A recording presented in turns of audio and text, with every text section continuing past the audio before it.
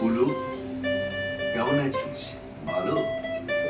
বড় তাড়াতাড়ি নিভে যাচ্ছে এই কলমের আলো। মাঘ কুয়াশার চেয়েও ঝাপসা হচ্ছে অক্ষর। কোথা দিয়ে কেটে গেল রে এতগুলো বছর? যেন রেলের চাকায় বেঁধেছিল কেউ দিন ঘড়িটার কাঁটা। অনেক কষ্টে জোগাড়